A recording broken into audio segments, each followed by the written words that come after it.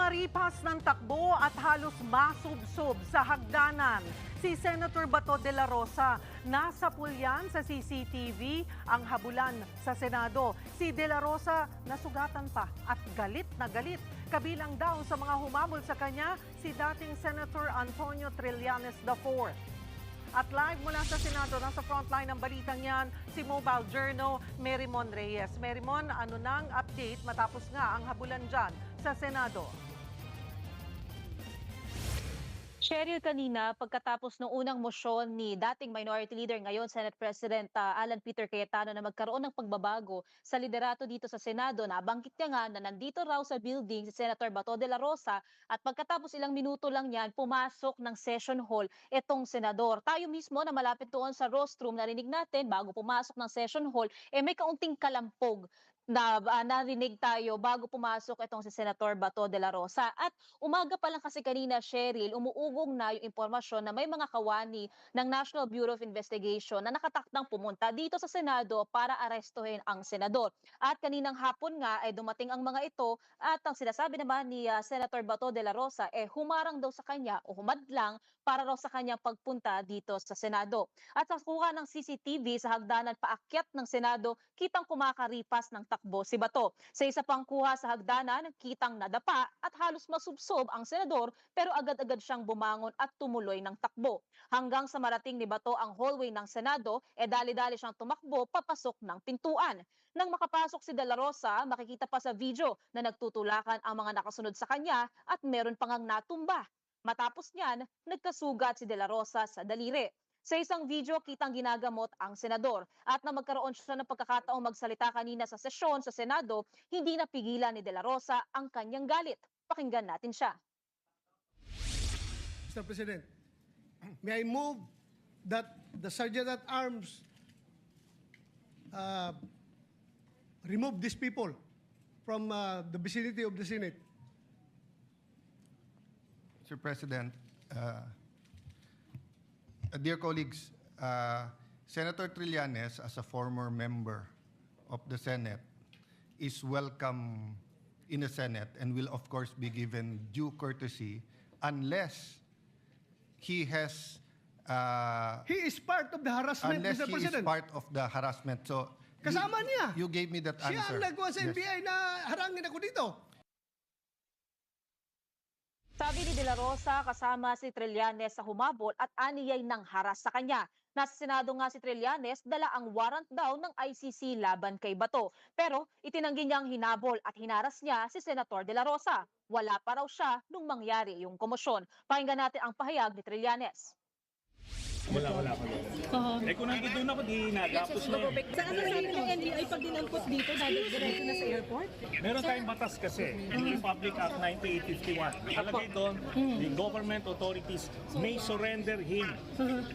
Di ba? Kung merong akusado na iniimbisigahan ng International Tribunal. Okay. Yun ang ginagamit natin dito. Hindi na natin papalabasin yan si Matatandaang noong 2024 ay hinamon ni De La Rosa si Trillanes na siya mismo ang umaresto at magposa sa kanya. Sabi ng dating senador, tinutupad lang niya ang hamon ni Bato. Balikan natin ang pahayag na yan ni De La Rosa. Go ahead, make my day, Mr. Trillanes! Sabihan mo, sige ka lang, ngak dyan ang ICC. Sige! Go ahead! Kahit sumama ka pa, mag-serve ng warrant. Sumama ka, ikaw mismo magpusa sa akin. personal request ni Bato na samahan ko daw yung pagka-arestuin siya. Nandito ngayon na arestuin siya. Sino po yung kasama That's why I'm nandito here. ngayon? Di ba? Nandito yung NBI, arestuin siya. Inamin niya ako, di ba? Inamin niya ako dito ako showed up. Inamin niya ako na samahan ko yung mag-arresto sa kanya. Nandito ko ngayon.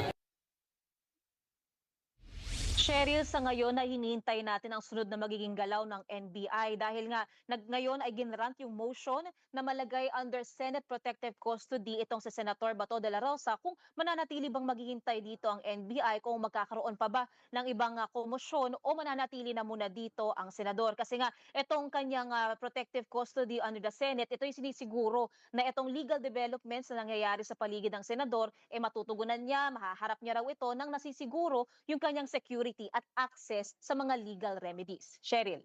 Pero meron hanggang kailan mapoprotektahan ng Senado si Senator Bato?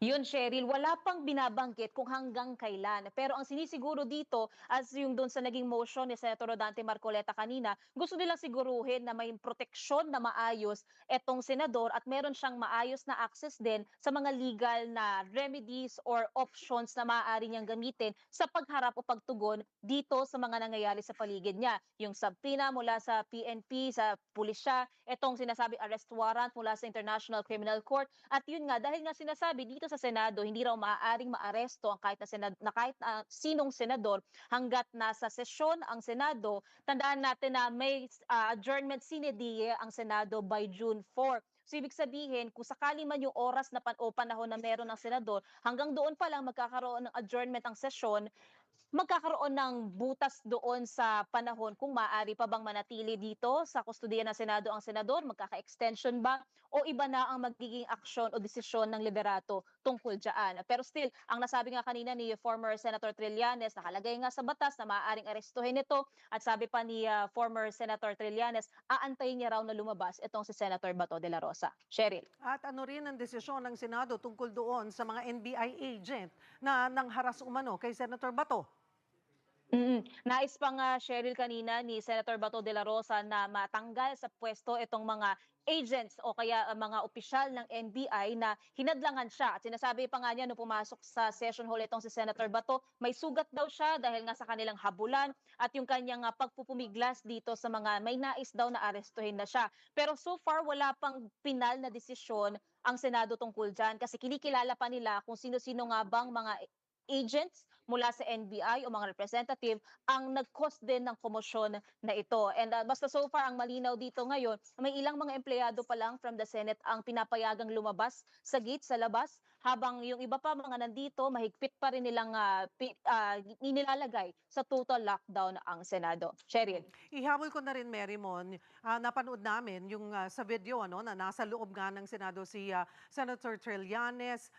Nagkita na ba sila ni Senator Bato? Hindi pa, Cheryl. Yun nga yung sinasabi kanina ni Senator Trillanes, aantayin niya raw na lumabas itong si Senator Bato. Yan yung bago pa magkaroon ng pag-approve ng motion na malagay under Senate Protective Custody itong si Senator Bato. At sabi ni former Senator Trillanes, nandito raw siya, bago pa mangyari yung komosyon, wala raw siyang idea doon. Nandito siya dahil nga doon sa hamon sa kanya ni Senator Bato na samahan daw yung mga aresto sa kanya. And in this case, ang magsaserve nung arrest warrant na pinakita ni former Senator Trillanes ay galing doon sa ICC. Ito ay isuserve daw ng NBI. So up until this moment, sumama kasi tayo kay former Senator Trillanes, umakyat siya sa may library ng Senado, pero hanggang doon pa lang natin nakikita itong si Trillanes. Sa ngayon, di pa natin nakikita kung may pagkakataon na ba siyang bumaba ulit o silipin itong si Senator Bato de la Rosa. Cheryl. Maraming salamat, Mobile Journal, Marymon Reyes.